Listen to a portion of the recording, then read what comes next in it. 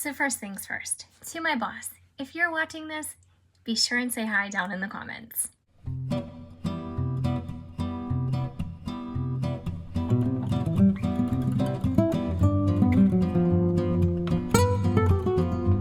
Welcome back to my channel. If you're new here, my name is Erin and I do mostly budgeting videos like the one you're about to see here. So if you're interested in a budget update, just keep on watching. All right, so the reason for the little sentence in the beginning is because I did something so stupid yesterday. Now you guys know, if you've been watching me for a while, that I'm pretty, I don't know how I want to say private about my YouTube channel in my real life. So my family knows that I do this, and to be honest, I don't think any of them really watches my channel. In fact, I know they don't. But they are used to the kind of content that I'm working on, and you know, that I do these videos about budgeting and debt and all that kind of stuff. So the only thing is, I've never shared that with people at work. And so the other day, so stupid, I signed on to a Zoom call, but with my personal computer, my personal laptop, because if you guys have been with me for a while, you know that I'm still working at home, which is going to come to an end very quickly here. But I signed on with my personal computer, and it was linked to my Gmail account, and for whatever reason, my Gmail or YouTube name or whatever you want to call it, all those things that are interconnected, popped up on his screen. And so I know that he noticed it, and I'm like, oh, geez. I just, he's a great person, don't get me wrong. And if he's watching, you know, he's awesome. Awesome boss, awesome person. You know, I don't have any complaints or anything like that. And I never say anything that's work sensitive anyway, but I just felt like I just didn't want to share that with my work environment. But anyway, that's what happened. So just a word of advice. You know, if you're doing stuff on two different computers or you've got different accounts open, just be aware. I don't know. But anyways, so let's get into it. Today's payday. And I took a vacation day today. I had some things that I needed to take care of. And actually, I have a lot of things I need to take care of this month. It's kind of busy, just in different directions. But this was my March recap. I did a whole video on this, and I explained how it was going to be very, very different from my April forecast.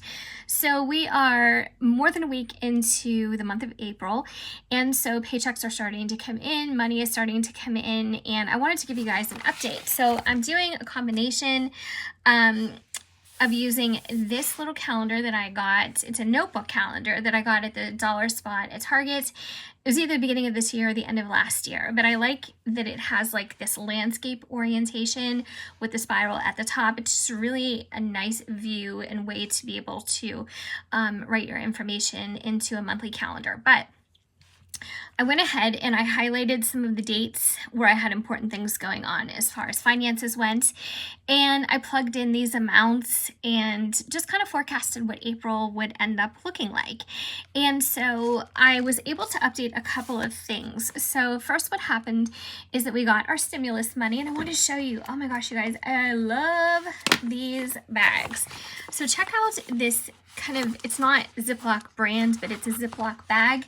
I got 2 of these at the dollar spot at Target for $3, and they are just your plain old, trying to light this up a little bit more, plain old average reusable Ziploc that you can put food in, and you know, it does seal very tightly, so I think you can even put liquid in here. I mean, I don't know for how long or how long it takes these bags to eventually break down, but these are washable, and I absolutely love these. And what I thought they were perfect for is holding money. So here is my $2,800 in stimulus, and I'll be taking this to the bank. I wanted to take this to the bank days ago, and I just never had the chance. So this is a great way to store your money or your cash for different things. And if you guys don't have cash envelopes, I used to sell them in my Etsy shop. I know I haven't done that for a long time, but use Ziploc bags or buy some reusable ones like this if you're somebody who has, you know, your emergency funds at home. I mean, this has a really wide gusset at the bottom, so you can hold a lot of cash in here, more than I would ever have on hand. But I thought these were so nice. Tons of uses for those. They were sold in the dollar spot at Target as like a travel thing, so your Target might still have them because I know mine does. All right, let's see, where were we? The stimulus. Okay, so the stimulus came through for us on April 1st, and we received a check, even though last time we ended up getting it directly deposited into our bank account. Now, I'm not complaining. It was, free money. You guys know what I'm saying. I just was surprised that we ended up getting a paper check, but no problem. My bank cashed it, and it was totally fine. Everything worked out. So I have that money, and I need to go to deposit that today. And then my husband's commission came in, and I based it on $3,000, but it ended up being $3483.78. So that to me is quite a big notable difference. I mean, $483 extra that I didn't count on in my budget is making me super happy, because I explained to you guys he's working on commission now, and there could be good months and there could be not so good months. So this was an excellent month. Now this is after taxes, so I don't ever want to get back in the situation where there's a Grubhub situation where, I didn't take taxes out. I started to, and then I used the money for something else, and it was just a whole big mistake. But anyways, so I'm really excited that this was more than anticipated. So, and that's something that I do, and maybe you guys do that as well. I always budget or figure low. And if there's more money than I budgeted or anticipated, it just makes my day. But I never want to budget high and then have it not come through, because I don't like basing my spending and, my variable expenses and my fixed expenses on money that I don't know for certain that I'll have. So then today was my payday, and it was $15.15 and I think 34 cents. So this was right on the money, as expected. And you guys know, for the most part, I don't put decimals in here, so I just like to keep the numbers round. So this is accurate. And then, so on and so forth. My nephew's money will total $350 this month. And then my husband pay dates for his base pay are April 15th and 30th. So he'll be getting $727 and change on both of those days. And then I'll have another payday. And then that brought us down to $10,364. However, let's change $10,364 plus, oh, no. Okay, so I did those numbers wrong. It's 10,634, not 364. Okay, so I'm gonna add the extra that I didn't anticipate, which is this right here, this 483.78 plus 483.78. So that is actually more accurate that we're looking at for the month of April. Now, some of you are going to think this is probably right in line with what's average. Some of you are going to think that's a lot of money. Some of you are going to think, that's not that much, or just it's average income. For us, this is more than we've gotten in a long time. And if you are not new to my channel, oh, geez. Where's my E? And if you're not new to my channel, my husband lost his job, he faced a transfer, and all that other stuff that went along with it. So I'm really, really happy with this. Now, honestly, because of the stimulus money in here, this will probably be our best month this entire year. I mean, I can't see how we could top this.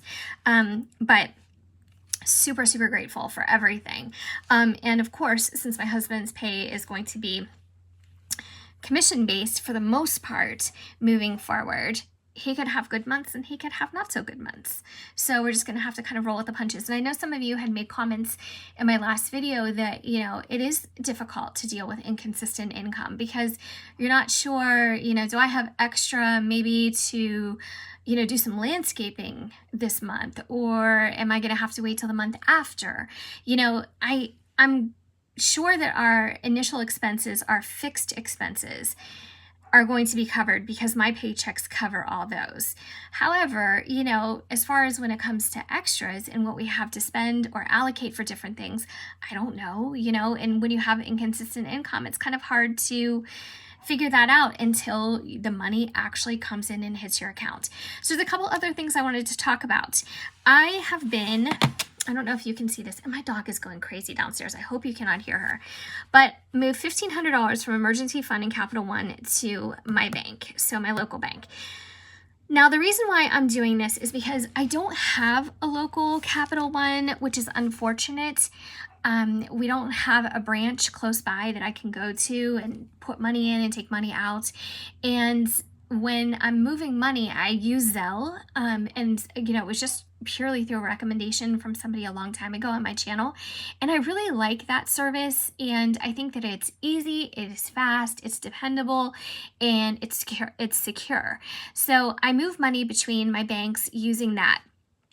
However, I can't ever really access my money in Capital One unless I use that. Now, I could go to the ATM and take money out because there's quite a few ATM locations that are covered without fees close by, but they're usually in like a drugstore or I don't know. They're usually in like a location that's a partner with Capital One, at least around me.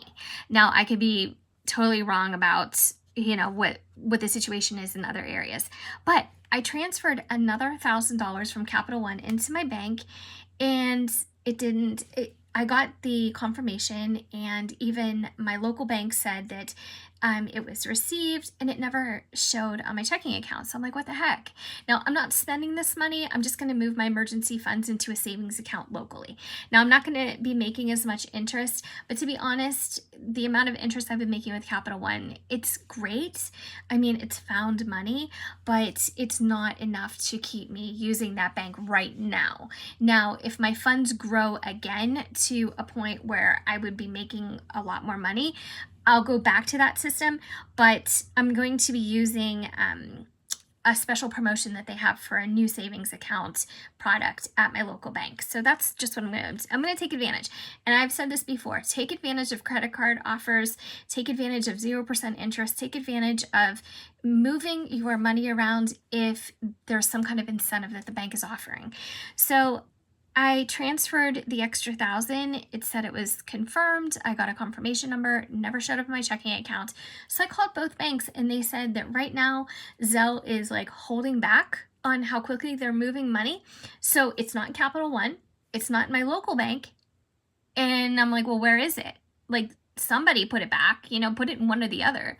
And they said that they can't really do anything about it because it's Zelle. And I was like, I've literally never had this happen. So they said it should be there by Monday or Tuesday, but if not, call back. And I'm like, that's ridiculous. Like, I could have sent it in a wire transfer that slow. But anyway, so that's what happened there. So my sinking funds, I'm going to talk about those in a separate video.